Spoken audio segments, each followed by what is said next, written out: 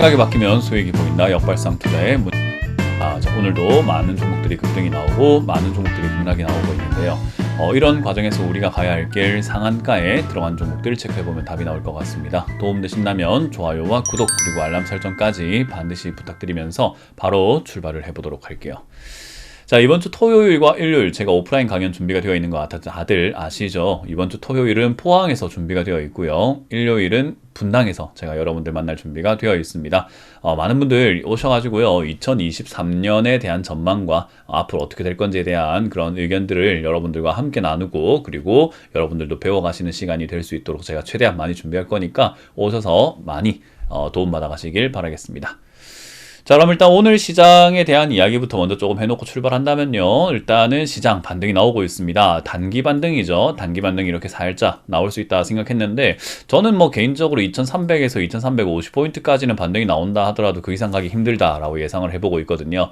이번 주가 이제 옵션 만기일이 있는데, 이제 그것 때문에 뭐 더 올라갈지도 모르겠습니다만은 상방 베팅을 조금 강하게 놓고 있다 생각이 듭니다. 근데 일단 이렇게 올라오게 되었을 때 뭐 지수가 올라온다고 하면은 주도주라는 게 분명히 있어야 될 거고, 주도 섹터라는 게 분명히 있어야 되는데, 지금 최근에 올라오고 있는 것은요, 시가총액에서 조금 크다라고 할 수 있는, 시가총액에서 조금 크게 좀 뭐라 해야 될까요? 코스피에서 포지션 비중이 좀 큰 기업들 있잖아요. 예를 들면 삼성전자나 에너지 솔루션 같은 이런 기업들 위주로 좀 많이 올라가고 있다 생각이 들고요. 대형주 위주로 코스피 200에 들어가 있는 종목들 위주로 매수세가 들어오면서 이렇게 올라오고 있다 보니까, 사실 이제 지수를 끌어올리기 위한 의도가 굉장히 엿보이는 시장이 아닌가 싶습니다. 그래서 지금은 선물 시장에서의 수익을 보기 위해서 현물을 사고 있다라고 보시면 되겠고요. 반대로 생각하면은 현물을 사면서 주가를 끌어올려서 지수가 올라오게 만들어 놓고 선물에서 이제 수익을 보고 있다라고 생각을 해도 될 것 같아요. 뭐 어찌됐든 뭐 꿩이 먼저냐 닭이 먼저냐의 싸움인 거지, 현물과 선물을 동시 순매 때려가면서 그렇게 돈을 벌기 위해서 수급 상태도 그렇게 만들어지고 있다 보여집니다.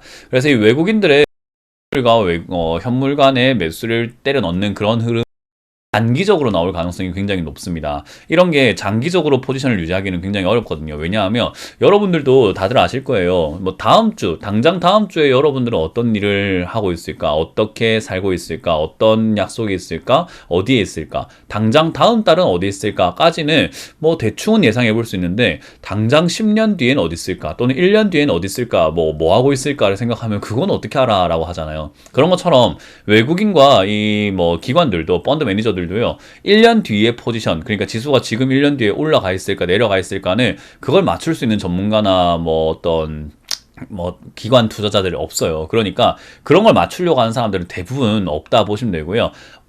당장 옵션 만기일까지, 다음 주, 이번 주 목요일까지는 어떻게 될까를 생각했을 때는 상방 베팅 하자, 이런 식으로 만들어 놓을 수는 있다라는 거죠. 그래서 단기적으로 움직이는 자금이 들어오고 있다 생각하시면 되고요. 이건 단기 차익을 좀 이렇게 땡기고 난 다음에는 선물 옵션 동시 만기일이 되었을 때 포지션 싸움에서 수익을 거두고, 그리고 나머지 현물로 들고 있던 것은 다시 또 매도로 때리면서, 어차피 현물은 여기서 아래쪽부터 사서 끌어올려 놓고 여기서부터 팔아낸다면은 결국 수익이란 말이죠. 그래서 수익 구간에 다 청산시켜가지고 현물 시장에서도 수익이고 선물 시장에서도 수익일 수 있게끔 지금 구조를 만들어 놓고 있는 거 아닌가 싶습니다.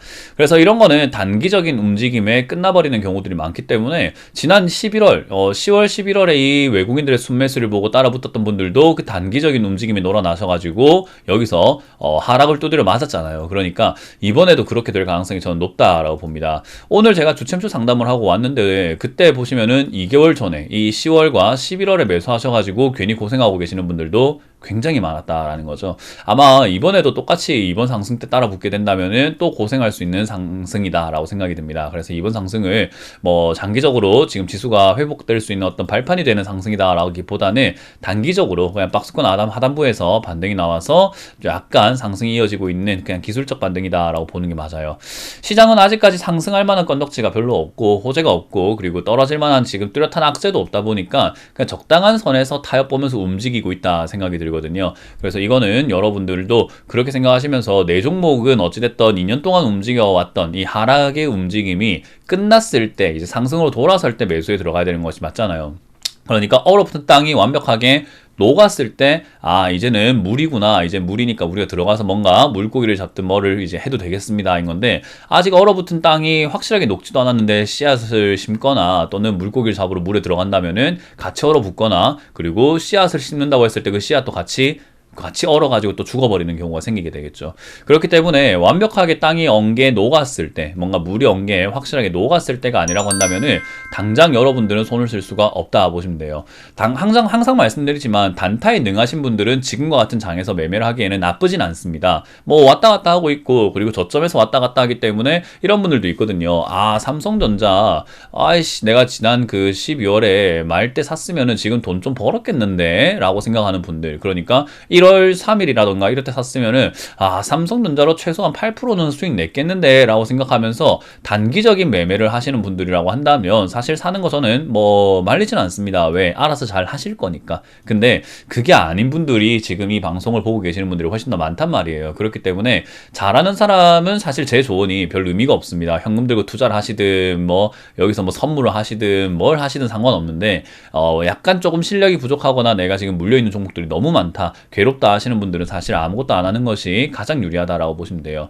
그래서 우리가 지나고 나니까 이런 생각을 하시는 분들이 있거든요. 아, 내 여기서 사가지고 올라왔을 때 한 7% 수익 냈으면은 현금 들고 있을 바에 수익을 내가지고 그 수익 난 만큼 딴 걸 좀 잘랐으면 되지 않았나. 아씨, 괜히 가만히 있어 하고 수익도 못 냈네 라고 생각하는데요. 저는 그렇게 생각하지 않아요. 애초에 살 생각도 없었고, 지나고 나니까 생각이 드는 그런 간사함이라고 생각하거든요. 그래서 저는 지나고 난 다음에 이랬네 저랬네 하는 사람들과 별로 대화를 섞고 싶어 하지 않습니다. 너무 간사하잖아요. 그러니까 친구들도 그렇잖아요. 지나고 난 다음에 니 그럴 줄 알았다, 그 회사 안 될 줄 알았다, 그 사람 그럴 줄 알았다, 이럴 줄 알았다, 저럴 줄 알았다. 그럴 줄 알았으면 좀 진작에 좀 하지 말리지 사지. 그 왜 그러냐라는 거죠. 그래서 그런 간사한 마음을 누구나 갖고 있습니다. 근데 그걸 가지고 남한테까지 해코지 하는 그런 사람들은 저는 수준 떨어진다라고 생각을 해요. 우리가 수준 떨어진 사람이 되면 안 되잖아요.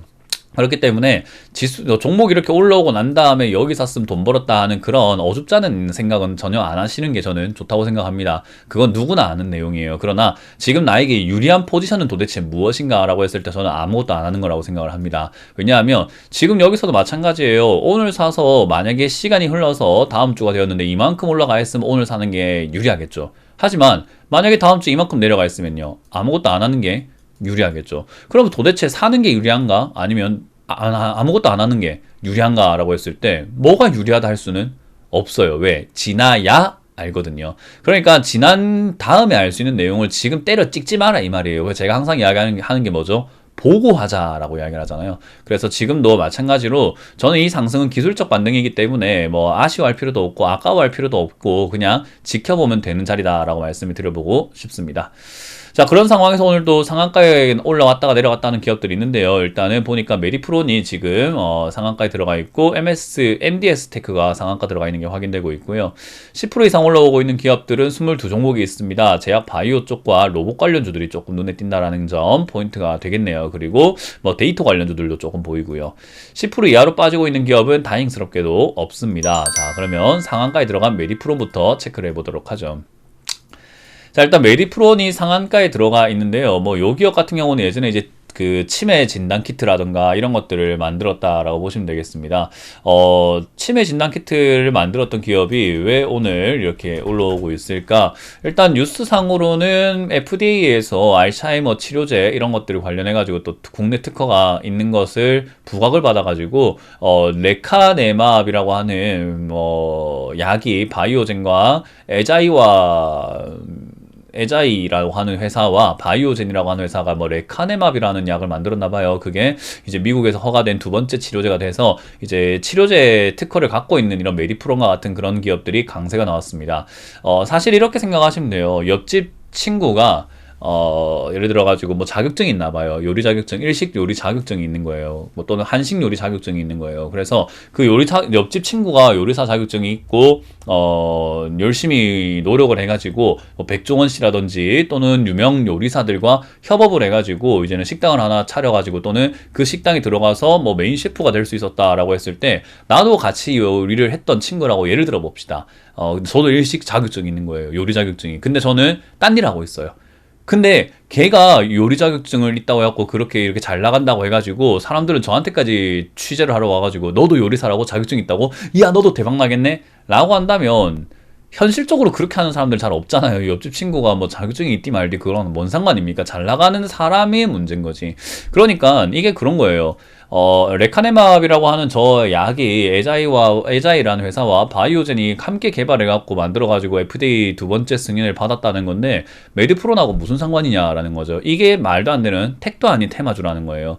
그래서 이런 것들을 여러분들이 잘못 따라붙게 되거나 와 치매 치료제 관련주로 이런 거 잡으면 내가 돈 벌겠지라고 해서 잘못 따라붙게 되면 고생하게 되는 그런 기업이라고 보시면 되겠습니다. 들고 계시는 분들도 사실은 탈출하기는 너무 억울한 정도의 가격이기 때문에 사실 손절해라 라고 말하기 참 미안한, 괜히 미안한, 뭐 제가 사라고 한 것도 아니지만 괜히 미안한 자리이긴 합니다. 그래도 저는 단기 반등 때 줄이시거나 하는 게 낫지 않을까. 뭐 없는 돈이다 생각하고 가져가서 뒤에 뭐 말도 안 되는 이상 급등 현상 과거에도 있었으니까 그런 게 이번에도 있겠지라고 생각하고 간다면 그것도 말리진 않을게요. 왜냐하면 너무 손실이 커가지고 차라리 없는 돈이다 생각하고 가져가는 것도 하나의 방법이 될 수 있거든요. 그래서 이거는 뭐 당장 정리해라라고는 할 수는 없고 그리고 뭐 가져가라라고도 할 수 없는 스스로 판단해 스스로 자금 계획과 내가 내 돈에 대해서 어떻게 생각을 하고 있고 어떤 태도를 갖고 있냐에 따라 가지고 달라질 것 같거든요.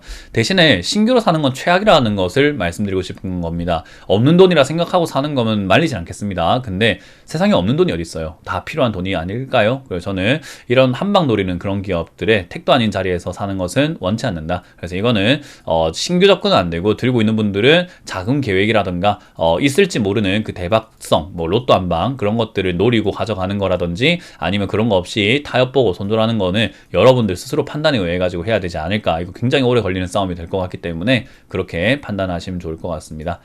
자, MDS 테크라고 하는 기업이 상한가에 들어가 있습니다. 딱 보니까 권리락 적혀 있죠. 그러면 대부분 저렇게 권리락 적혀 있으면 무상증자 권리락이 되지 않을까 싶네요.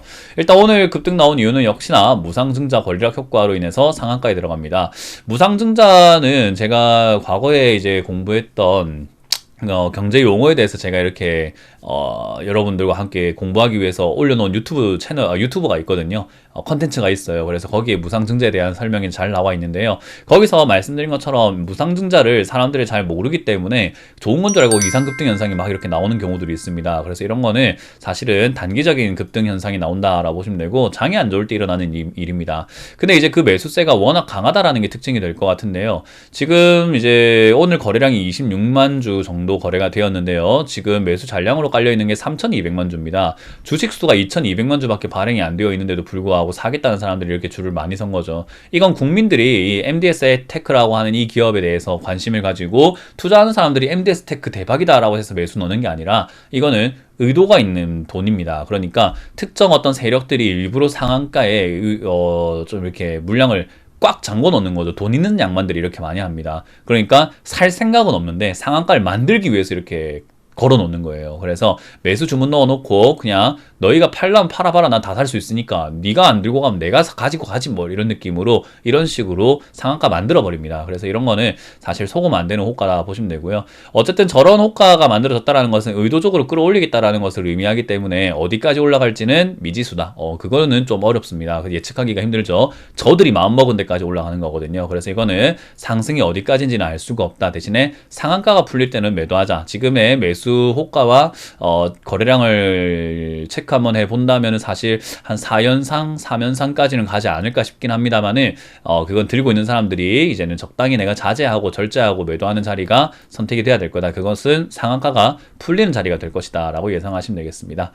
자, 이렇게 오늘 보니까 택도 아닌 종목 두 개가 상한가 들어가 있네요. 장이 이렇게 센 것 같아 보이지만 세지 않죠. 삼성전자 빼고는 다 사실 좀 흐지부지하고 약하다라고 보면 되는 장세기 때문에요. 너무 현혹되지 마시고 기술적 반등에 일일비하지 마시고 저는 적당히 그냥 지켜보자. 여전히 지켜보면 된다. 명절 이후에까지는 아직까지 우리가 관망해야 되는 자세를 유지해야 되기 때문에 그 태도를 계속해서 유지하면서 가보도록 하겠습니다. 자, 명절 이후까지 저는 시장 별 볼 일 없을 거라 생각합니다. 사서 좋을 것도 없고 그렇다고 해서 팔아서 좋을 것도 없다 생각하니까요. 그대로 유지하시면서 가져가시고 지금 1월 중에 어떤 방향성, 어떤 바닥 이런 것들이 나올 것 같거든요. 그래서 어떻게 나오는지를 보고 하자. 항상 말씀드립니다. 보고 하자라는 거 그거 기억하시면 되겠습니다.